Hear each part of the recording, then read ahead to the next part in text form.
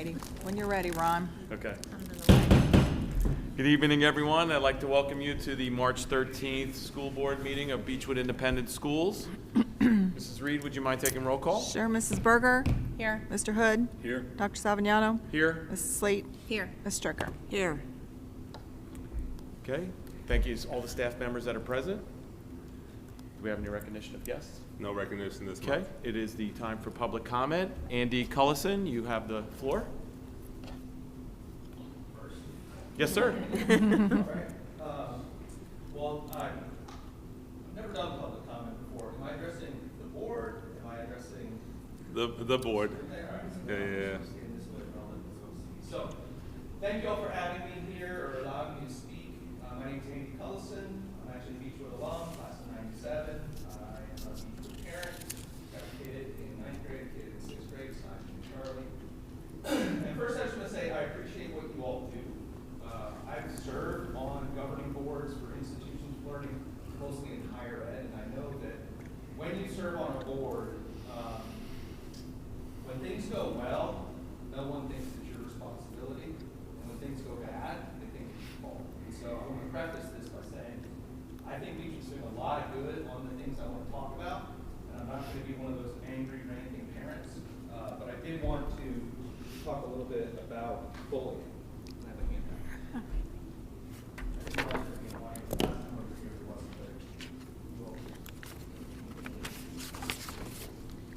So, this is basically a request to investigate and address a lot of things I've been hearing about bullying in Beechwood. I've seen a lot via anecdote. I've learned a lot via anecdote. I'm not going to go into my own kids' personal experience, but I'm not going to share personal experience from other parents. But I do think there's reason to think there's a problem with Beechwood. And what got me on this, I came to my first board meeting in November. And the topic of bullying at Beechwood came up. And people seemed to be surprised that it was a problem. There was an expression of concern. And I thought, I went to Beechwood. I know bullying was a problem. It was a problem when I was at Beechwood. It was a huge problem. I know also anecdotally that there are these waves in classes, and I was the class of '97, and there were a sizable majority of guys in the classroom who were proud. They wouldn't have called themselves bullies, but they were proud of the behavior that they engaged in. They even nicknamed themselves the Crimson Tide. That was their word for their group. And when they were mean to people, they would say things like, roll tide, Alabama tide, roll tide.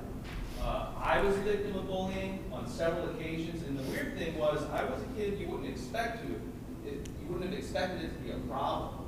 I was lead in high school musicals, section leader of the drum line. I was able to negotiate social groups very easily and readily. You wouldn't have expected it. But I wouldn't have even identified what was happening to me as bullying. So there's anecdotal evidence, and I do want to say some preliminary remarks before I go into some of the things I wanted to share with the board, and then I have a couple of requests. They're just requests, they're not demands. I know one of them involves money, so I know that's going to be a hard one. But I want to say a couple preliminary things. One, when I've talked with friends who are parents, I get two kinds of responses. I just want to preempt those a little bit. One of them is, you've got a lot of these anecdotes, Andy, but like, where's all the data? I mean, surely they're investigating this. Surely the data's not showing this. That might be why they didn't realize there was a problem. So I want to share a story. I teach leadership classes. I taught at DePaul University, now I'm at UC. And I had the good fortune to have some CEOs visit the class. And one of them was the CEO of General Mills. And he told a story about Jeff Bezos that I will never forget, because I'm a very data-driven guy. Jeff Bezos told, this was Jeff Harmon, the CEO of General Mills. He was the one lecturing in the class. Jeff Bezos told him once over drinks that whenever your anecdotes conflict with the data, trust the anecdotes. I thought that was pretty good, because he's the CEO of Amazon, right? I mean, he's like the king of data-driven approaches to business. He's saying trust the anecdotes. What he meant by that was, when there's a lot of anecdotes anecdotes that things aren't going well, and you're looking at your data thinking the data's not showing this, he said that's evidence that your data gathering practices are subject to some kind of human error. Something could be going wrong with the data, something could be going wrong with the analytics. So I urge you, trust those anecdotes. And one of my main calls is just to research the degree to which bullying is a problem at Beechwood, but be very mindful about the measures that we're using. Because if we're getting all these anecdotes and the data we're currently using isn't showing a problem, then that's evidence to think that we need to evaluate what our data gathering practices are. So that's one preliminary remark. My other one is, I get this from people who are very, very close to me, saying, well, yeah, but like Andy's, like if bullying's a problem at Beechwood, it's probably just because it's a problem everywhere, right? It's a systemic problem in our society. And so there's a good chance that it's not any worse at Beechwood. Or Beechwood doesn't have any reason to think there'd be a bigger problem. But ironically, I think there's data on predictors of bullying, and given what I know about Beechwood, there's reason to think that it might actually be more of a problem at Beechwood, given certain features that are kind of peculiar about Beechwood. Not peculiar in a weird way, just unusual compared to people we might be comparing ourselves to. So the first one, this is the data that think Beechwood could have a work problem. The first one is that there's ample evidence that higher student-teacher ratios are positively correlated with bullying incidents and behavior. So the fewer teachers you have in your school, the more students you have, the more likely it is you're going to have some bullying problems. And I did some research on the national government website with data regarding schools, and Beechwood showed close to I rounded up 20 to 1, 20 students per 20 students per teacher. I think the number is actually 19.6, but I rounded up. The national average is 15. The Kentucky average is 16. California average is 22, which is the highest in the country. And a sampling of local averages, I have Fort Thomas at 17, Boone County at 14.5, and Ludlow at 13. So it looks like there is at least one big predictor of bullying culture at a school that Beechwood is actually scoring pretty high on. Another predictor that I think is related is not having a close personal relationship with a teacher is a strong predictor of bullying. And that's actually also correlated with low student-teacher ratios. So if you have a lower student-teacher ratio, you're going to be more likely to have more students have close relationships with teachers.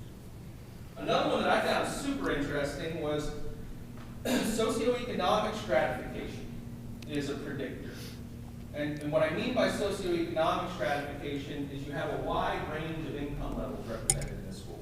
So you're going to have highly affluent populations, you're going to have a lot of upper middle class population, you're going to have a lot in the middle class or lower middle class, but you're also going to have, maybe not necessarily high, but a noticeable percentage of kids on things like free and reduced lunch.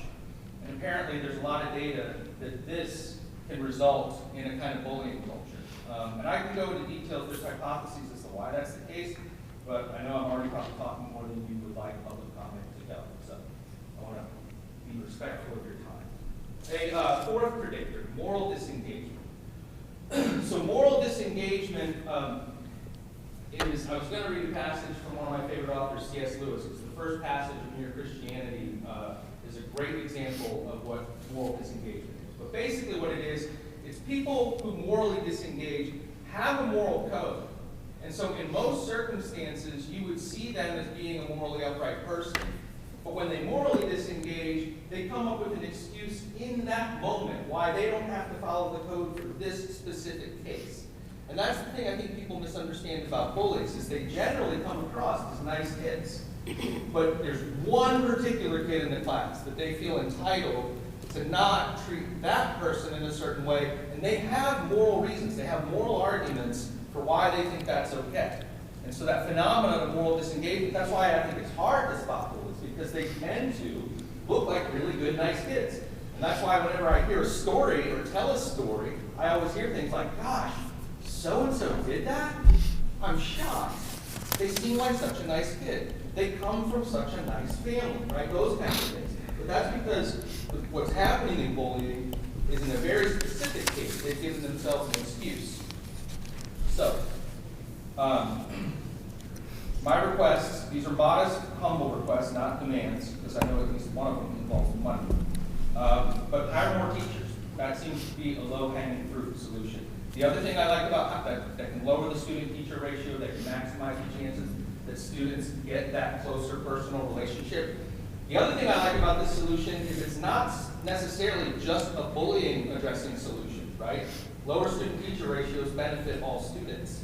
And so we wouldn't even have to have implemented this as a bully prevention program. Although I think lower incidence bullying would be a likely offshoot or something like that. Dedicated bullying prevention and mitigation committee. There's one best practice that there should be a dedicated committee with the sole job of researching and implementing best practices for bullying prevention. I know there are groups and organizations around here who do that. I don't know much about the structure or the charge of those groups, so I couldn't tell you if that's already something that aligns with this best practice. And then investing in moral reasoning development programs, particularly around the kinds of issues that students might find excuses to morally disengage are likely to be helpful. There's enormous data that there's a set of skills you can develop called moral reasoning skills that give students, they make it harder for students to morally disengage. They also actually give potential allies moral vocabulary to be able to articulate what's wrong in a situation when they see instances of bullying. So that is what I came to comment on. I would like to close that I already know Beechwood is doing great things. Sorry to put you on the spot, Mr. Kaiser, but Mr. Kaiser has already personally helped me with some things, and I appreciate his support. So I know that the heart is here to address that, and I thank you for your time. Thank you very much. Thank you. One thing before I turn it back over to you, just to make sure you understand the number of adult to student ratio, that's not classroom size. That's just number of adults in the building. So a lot of places have, on that list, have some pretty good resources, especially like at Boone County. That does not equate to their class sizes, just their number of support staff, where other ones on the list need a lot of interventionists. So just to clarify that one point. There you go. Okay, moving on to discussion and action agenda. Board policy 09.12221, change in resident status. We've already had our first reading. I'll take a motion to approve the board policy. I'll make the motion to approve board policy 09.12221. I'll Second. Oh, sorry. All right, just as a reminder, that's just removing the test from the change in resident status.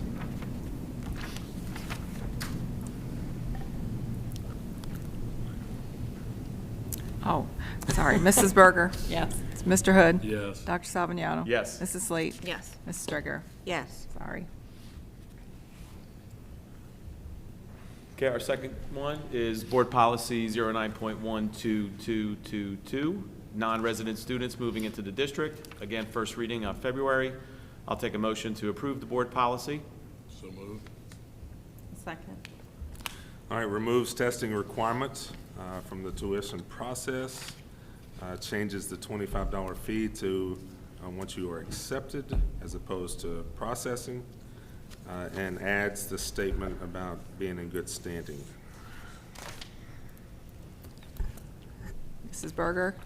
Yes. Mr. Hood. Yes. Dr. Salvagnano. Yes. Mrs. Slate. Yes. Ms. Stricker. Yes. Okay, our third one is board policy 09.124, tuition. Again, first reading back in February. I'll take a motion to approve the board policy. I'll move to approve the board policy 09.124 for tuition. I'll second. Got ahead of myself. This is the one that changes the $25 and adds a statement of good standing at the end. My I had it apologies. circled, but I didn't say it. Are you ready? Mrs. Berger. Yes. Mr. Hood. Yes. Dr. Salvagnano. Yes. Mrs. Slate. Yes. Ms. Stricker.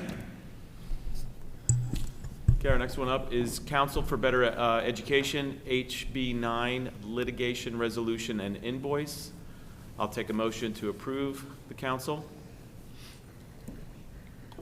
I'll move to approve the Council for Better Education resolution regarding House Bill 9, litigation and invoice. Second. Second. Okay, this is the resolution that would add Beechwood to the other school systems around the state that are taking a constitutional challenge to House Bill 9, movement of funds past district borders. So, I mean, it's not a very large cost for us to join, and definitely something that is problematic. You know, property tax should not move past boundary lines, in my personal opinion, which is why I made the recommendation to join that litigation. Any questions? Ready, Mrs. Berger? Yes. Mr. Hood? Yes. Dr. Salvagnano? Yes. Mrs. Slate? Yes. Ms. Stricker? Yes. Okay, next up, 2E, change order 203-01 to Carmichael Masonry. I will take a motion to approve the change order. You got me for $35. I'll make the motion. Second. I'll second. Okay, I'm usually very anti-change order. I will fully admit before we start that all of these but one are my responsibility. So I apologize ahead of time for all of that. But this one specifically is for the masonry. We're still having to pay for them to use less block, but it's not a lot. We added a large window into the entrepreneurship lab to make it accessible from outside. It'll make a much better looking classroom. I just missed it in the initial design and had to see it farther on down the road before I recognized that it was not matching up to the rest of the building. So that one's mine. Mrs. Berger? Yes. Mr. Hood? Yes. Dr. Salvagnano? Yes. Mrs. Slate? Yes. Ms. Stricker? Yes. Okay, next up, Roman numeral 2F, change order 206-02 to McAndrews Glass. I will entertain a motion to approve the change order. I'll make a motion.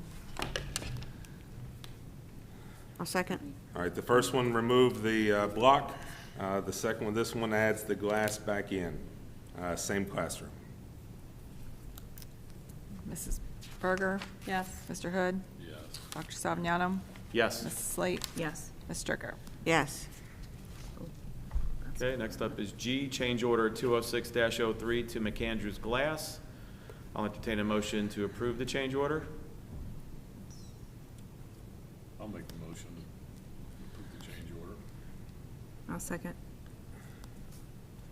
We have a second? Read the whole thing. Yes. I seconded Okay. it. Yeah. All Sorry, right. I was quiet. This one, also my responsibility. Somehow in the final plans on the biomed lab, the door got moved to the atrium side.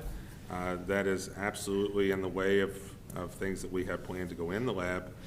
So we will move it over to the side entrance, which will be across from the conference room, which will be a much better aesthetic looking from the outside, from the atrium in, and also not take away our ability for the research benches that we have in that area. Any questions? Oh, sorry. You ready? Yes. Mrs. Berger? Yes. Mr. Hood? Yes. Dr. Salvagnano? Yes. Mrs. Slate? Yes. Ms. Stricker? Yes.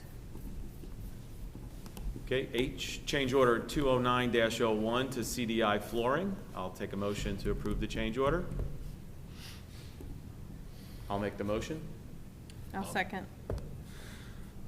Okay, again, my situation, I did not like the flooring that they put in the classrooms in 6A that had already been put into the classrooms in 6B. Changed it back to the tile or the rubberized floor that we're sitting on. So that was the part of the change order, and then added some accent colors in the hallways. Is the durability of this like longer life? Yeah, so number one, it has a slick finish, so things don't catch as easy. That's number one. And number two, it doesn't show as much dirt, and because of that finish. Everything in 6A inside the classroom, and I was trying to save some money, but it's a matte finish, so it shows every single little speck of dirt or scrape. And with the matte being a matte finish, things don't slide as easily on it. So they say it's as durable. I just didn't like it as much. So, Yeah. any other questions? And again, all this so far still comes out of contingency. We're still great on contingency. We've made very little owner changes at all, but this was kind of our final walkthrough on the plans, because once that final walkthrough went through last week, everything's pretty much set. So I shouldn't be back. All right, Mrs. Berger? Yes. Mr. Hood? Yes. Dr. Savignano? Yes. Mrs. Slate? Yes. Mrs. Stricker? Yes. Okay, 2I, change order 210-01 to Conley Painting. I'll take a motion to approve the change order. I'll make move. a- oh, go Go ahead. ahead. No. All right, we got a first and second. Here on we Yeah. go. Just choose. This is, again, something that was left out. Varsity Gym, the paint was left out of the original bid. Conley Painting's already on site, so they picked it up off of a change order. Basically the same cost of if we had got it done ourselves. So now the bleachers will be going in, the paint will be going in, everything else was in the bid. So I don't think there's any doubt that this needed to happen. So we ran it through, since they were already on site, we went ahead and ran it through 6B. It's gonna be the same color? Are they changing any of the colors? Yeah, so everything from the metal up will be black. That's what I thought you said. And then everything metal down will be white. Bleachers will be red. We feel like that'll help with the aesthetic of the room, make it seem a little larger, and definitely cover up the ceilings, that aren't really as, they could use some touch-up. Gotcha. So are they scraping and everything, that old paint that is not? All that stuff goes out because that's part of the bid with the new HVAC system. And are they still moving the HVAC up? Has that been done yet? No, we haven't even touched the back. Okay. That'll also, gym lobby is not air conditioned, so that'll be a part of it as well. Any questions on that? Other questions? Mrs. Berger? Yes. Mr. Hood? Yes. Dr. Savignano? Yes. Mrs. Slate? Yes. Ms. Stricker? Yes. Okay, moving on to J, change order 216-01, Delta Electric Contractors. I'll take a motion to approve the change order. I'll make the motion. Second? This is to add call buttons into all the rooms in 6B. They're in 6A. They were left out of 6B. I went ahead and approved this one. I mean, from a safety standpoint, it's a pretty small cost to have a second function in the room other than the telephone. So it's just a basic button if you hit it. Unfortunately, sometimes we hit it when we line up to lunch, but it is a good add-in safety. They also have the speaker system through the ceiling, and that's the one that is really the main call. If they hold both buttons down for over 4 seconds, a lot of things happen. So that's our number one way to initiate a lockdown. But this is a good one, from a high school perspective. I mean, knock on wood, we've had one fight in 8 years, but definitely an easier way to hit for a call to administrator than the phone. Now, the new guy here needs to ask, I thought we approved this last month. This one? No, I don't think so. If we did, somebody sat close to you, doubled it up, but I won't point any fingers. I don't remember. I could look at it. All right, if we did, We then doubles? my apologies. It won't be a double cost. Which one, 216? 216-01. It's that cruise. She was in the Caribbean state of mind. I'm just going by what I was given on Codell. That's all right. No, that was mine. I just wanted to go through all of them, so I probably double did it. All right, so we need to vote on this. Are we ready to vote Correct. on this one? Okay. Mrs. Berger? Yes. Mr. Hood? Yes. Dr. Savignano? Yes. Ms. Slate? Yes. Ms. Stricker? Yes. Okay, item J, change order 216-02 to Delta Electrical Contractors. I'll take a motion to approve the change order. Second. Okay, so in the plans, they did not have enough electrical outlets for the research stations in the biomed lab. We came through the ceiling to be able to maintain some aesthetics and have those research tables electrified. I probably should have caught it the first time, but I'm glad we caught it in the second walkthrough. And moving the door also adjusted some electric as well.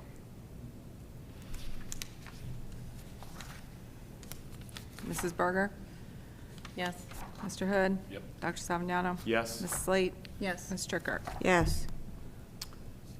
And L, our change order 216-03, again for Delta Electrical Contractors. I will take a motion. I'll make the motion. I'll second. Okay, this is the one that I have disputed. We've agreed to pay halves. If, right outside these doors, if you noticed, we were kind of held up in the corner right by the commons for a while.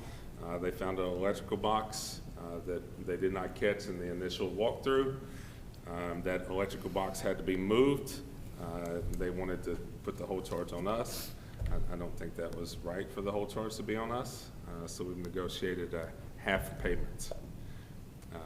I give them a little bit of slack that it was not on the plans, so I think they reverted to the plans on some stuff as opposed to doing a more detailed walkthrough. Still has to be done for us to move on, so I did go ahead and put it in front of the board. Any other questions? Nope. No. Mrs. Berger?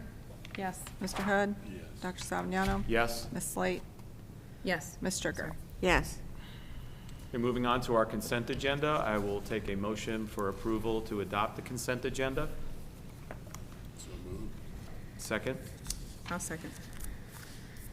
Okay, I don't think there's anything, here, where the field trip to Odyssey, the Mountain World Finals is a staple. Everything else is pretty simple, unless you have questions. Ready? Mrs. Berger? Yes. Mr. Hood? Yes. Dr. Savignano? Yes. Ms. Slate? Yes. Ms. Stricker? Yes. Okay, moving on to our informational superintendent's report. Dr. Stacy? Chrissy, did you have anything to add for the financial report? No, I mean, it's working pretty well right now. Everything's going along as planned for the most part. All I'll say is we'll have our recommendations for you next month if we get property reevals. If we don't get property reevals, then all of our recommendations will come in May. We got a mailer today, and they're not going to start that until May. Well, they're not going to announce. It still has to be done. So, we should have an indication of how it's going. Okay. Yeah, I think it won't happen until after the board meeting in April, but we might have an indication before the May one. It just sounds like everything happens that first 2 weeks of April is what I just want to hold on some of the recommendations until we're sure, that we can move forward. Again, it'll either be, I'll keep you updated, but it'll either be next month or May. Okay. Final staffing allocations go to schools May 1, so, some things will definitely have to happen before then. Second thing, construction. We have had a wet last 2 months, on and off.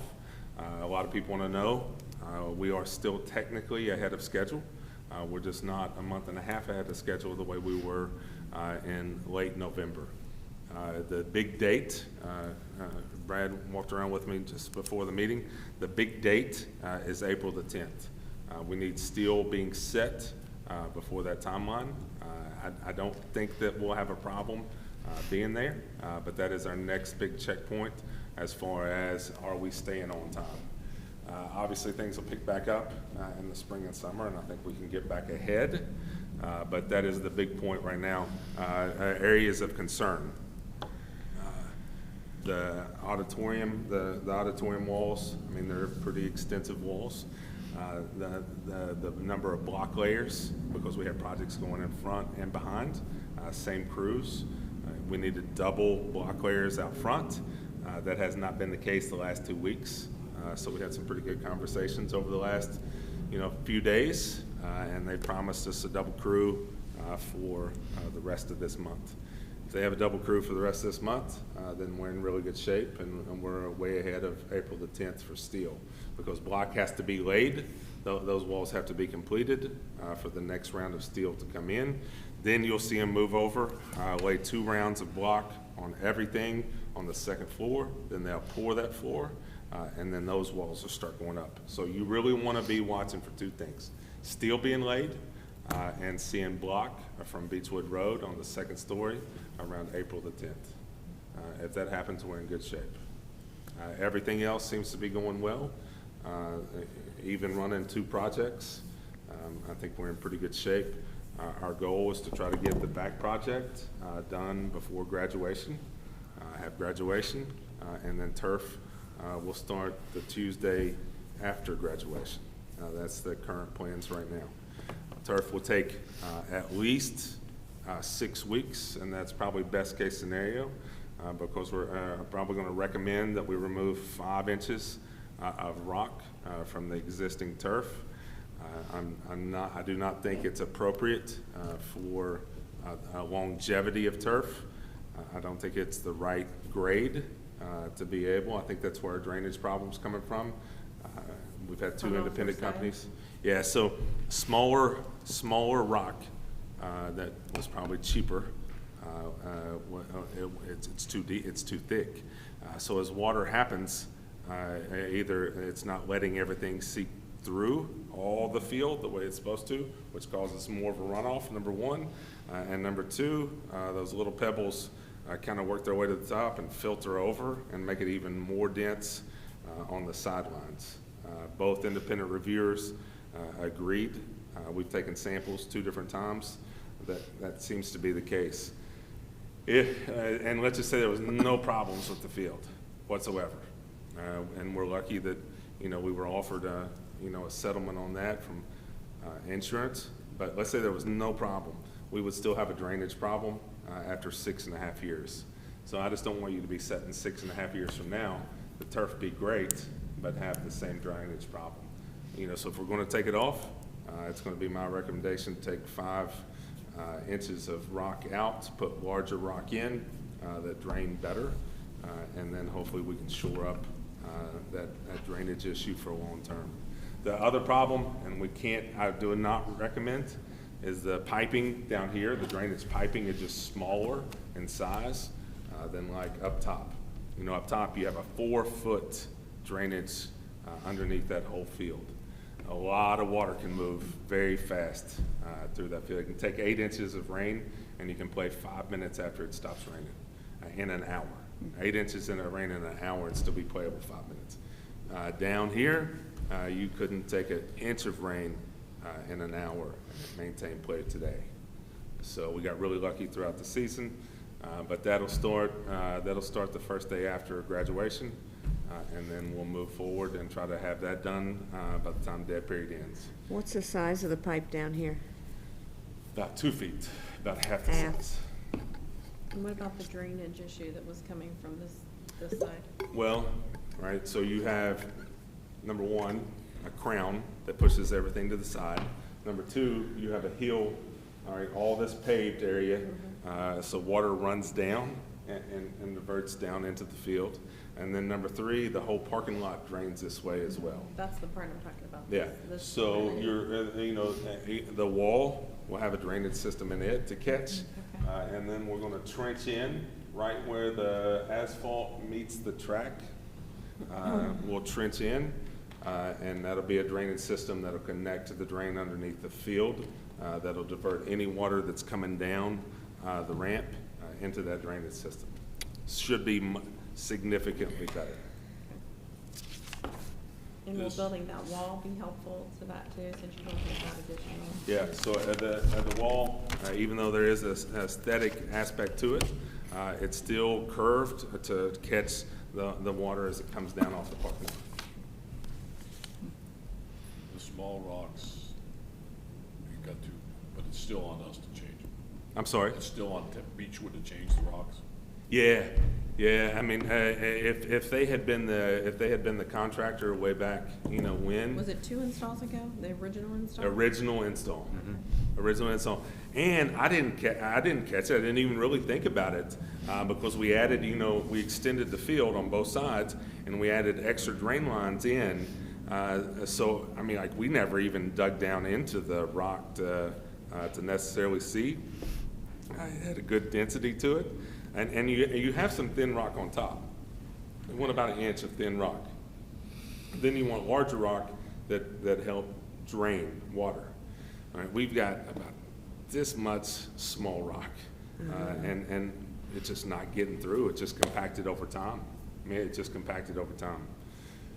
So that'll be the process. That will add cost, but it doesn't seem like there's any financial return on investment to do the turf again and not do it for longevity. You want to maintain now that it's happened, and again, I'm glad that we were offered some insurance money to be able to do it, but now that it's happening, you want to keep the upper field and the lower field on 6 to 7 year intervals. That way you have time to save for replacement costs. That's a much better spot to be than trying to replace all this at one time. So should be in pretty good shape. So those are the two things. As soon as this one ends, then the project will shift from out front and the gymnasium as opposed to out front and the stadium entrance. So that will be a relatively long project in the back. So I would say even after we open this front building, we're still going to be cleaning up on this back portion. And then we got to hold, and I know this seemed like a lot of change orders, but reality is we've been very good on change orders. These are just more design issues, but we've got to maintain and protect that contingency because the other items that you would like to check off your box on the facility will have to come out of that, as well as, some of the equipment that you want to put into, those labs. So we'll maintain a fiscal mindset on that contingency, even though I know it didn't seem like it tonight. Well, I was trying to do the tally on which ones were on you, and I kind of stopped at one point, so. Yeah. I'm a little picky on how that design comes out. I mean, you guys know that, but if you're going to spend that money, the end product needs to match your expectations. Correct. And as minor as these are, it will definitely impact the looks of the facility. I'm super excited about the facility. I think for the younger kids, there's so much opportunity in that space. Finally, I know there's a lot of, I have not gone down the Bluegrass Preps rabbit hole, but I'm sure it's tense. We are continuing to move forward with football and plan to have an announcement pretty soon, but that's all I'm saying about it tonight. Sounds good. All right, moving on. Okay, I have one question now. Yes, Can you ma'am. elaborate on the Council for Better Education on HB 9 litigation? Like what exactly? So it was attached to 563, and 563 allowed kids to move from one district to another and not be hindered in that process. Now, we already had a process for doing that, so that was not an issue for us. However, House Bill 9, and Jeremy, you can weigh in at any time. House Bill 9 put a potentially different, it was gray, but potentially different funding mechanism in for kids that are moving districts. Charters. Yeah, And that's what I charter. thought it was all about, was And more charter. charter. Yeah, but it doesn't specify. It just says a kid moving from one to another, that their funds should go with them. And it doesn't really identify funding. If it was SEEK funding, okay, we understand that. But every kid also has an amount of property tax that is put if you wanted to separate it out. So bless you. We're trying to clarify in the lawsuit, and it's one that I fully support because The funding mechanism of public schools in the state of Kentucky is done 100% off of property tax and state budget. That's the two aspects, property tax and state budget. So if you're moving, number one, it's not constitutional, in my opinion, for any local money to cross boundaries. So it's basically all around the funding mechanism of kids changing from one institution to another institution, public, private, or charter. So will it address any local funds that we collect that we're sending out as well, or no? In the SEEK formula? SEEK, if a kid, let's just say a kid goes to Ignite, their SEEK money goes with them. We do not hold SEEK. Or if we take a kid from Boone County, their SEEK money comes with us. We do not, we have never had a history of restricting that. And any district that did restrict it, that got cut out on 563. However, this is a little different. I mean, and I think the question is going to be whether or not SEEK qualifies as an equalizer of all local collected funds That, in the formula. right. So that they may be considered state funds on the whole as opposed to local funds. Because each district is its own taxing authority. The Kenton County Sheriff collects the taxes and sends it to the appropriate school district. Beechwood, Kenton County, Erlanger, whatever. And they are local funds. And other places, statutes that refer to as local funds. So it's I think that's going to be the question for the Supreme Court. Yeah. Does SEEK equalize that so that they're all state funds? yeah, we just could never let, in my opinion, we would have to fight anything that addresses property tax not being Fort Mitchell money and being state money. It is not, in my opinion, it's not state money, it's local money. And this is the most efficient way to challenge that statute is per pupil dollar, per pupil, agreement. You're getting a lot of bang for your buck. Yeah. Smaller districts. Yes, I mean, for a really small amount of money, you're joining a lawsuit with, a whole lot of other districts. I'm not aware of any district that hasn't joined this piece of legislation. There were some people that didn't join on some of the other pieces of student movement, but I don't think there's any public school system that I'm aware of that has not agreed to join this one because of the funding model. That is one thing that Everybody agrees on that. everybody agrees on that. So it's just to maintain your local taxes to go to your local school. That's the It's hard to biggest piece. budget. Oh, Yeah. When you don't know what your local funding is, at least to begin with, let alone SEEK. Yeah. Am I in the wrong pot of money, or What? did Campbell County used to do that? Campbell County used to restrict SEEK dollars. SEEK dollars, yeah. Mhm. Yep. Yeah.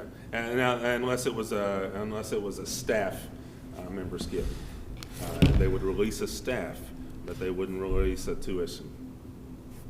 You really didn't like Highlands, did they? Yeah, really didn't like Highlands. Yeah, but that went away in the session as well. And I personally don't have a problem if a student here wants to go. To another institution. I don't have a problem with the state portion, following the kid. I mean, that just seems pretty natural. I just want it to stop there. It has to stop there. agree. If this goes in, then we all have to fully go, big time winners and really, really big time losers. So, any other questions? All right. That's all I have. Thank you very much. Moving on, I'll take a motion for approval of making the agenda part of the official board minutes. I'll make the motion. Second? Second. Did you second? Mrs. Berger, Yes. Mr. Hood, Yes. Dr. Salvagnano, Yes. Ms. Slate, Yes. Ms. Stricker. Yes.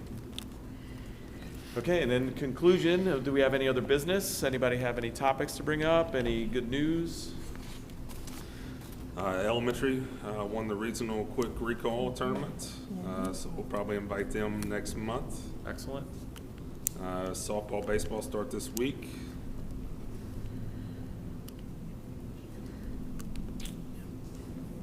about it? I did have one thing. Mr. Cullison's comments reminded me of a conversation I had with our board chair. I don't know if it went any further. It did. With Jim Basinius.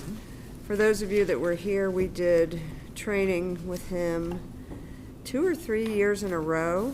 And the nice thing about him was he taught everybody in the group the same language, so we could all use the same words. But we had him for a whole day, and he did a couple sessions in elementary, one in middle school, one in high school. We had one for the counselors. I think we had a working lunch that some board members attended, but we did one at night for parents, and we got really positive feedback on that. And I think it helped everybody to be able to speak that same language. So if we could consider doing that again. It's been 5 or 6 years since we've done it, I think. Been a while. Well, I guess it's been longer than that. Yeah, it's been a It was while. probably It's before. before Mike. Okay. I remember him, but, it's been a while. We got positive feedback from all the stakeholders that attended his sessions, and I attended almost all of them, and it was really good. For all the, for the time we got, he was fairly reasonably priced. Do you remember who the contact was? I have his email. Okay. I can pass that on. All right, yeah.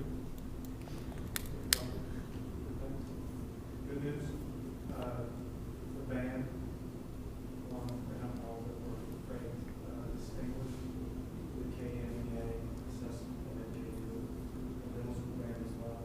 So it was the only district in the entire state with both bands got distinguished ratings across the board. Awesome. That's Good. awesome. Wow.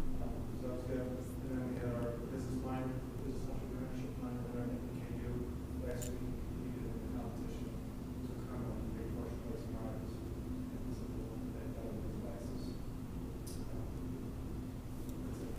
You have a tomorrow? Tomorrow night? Tomorrow night, Paulson Gralla is the Northern Kentucky Outstanding Educator. That's an event held downtown Cincinnati. He received a cash prize, it's pretty good for all. It's a big one. We have several that are at excellence in education, several students. We had a few others, Andrew. right? Yeah. And you found a Justin takes a razor. little hardware home as well, so. I was gonna say. Yeah. That's not. And you found a razor. And a haircut. Got a haircut too. Good deal. Anyone else? I will entertain a motion to adjourn. So moved. Second. Second. Second. Thank you all for coming. Thank you. All right, this is gonna look.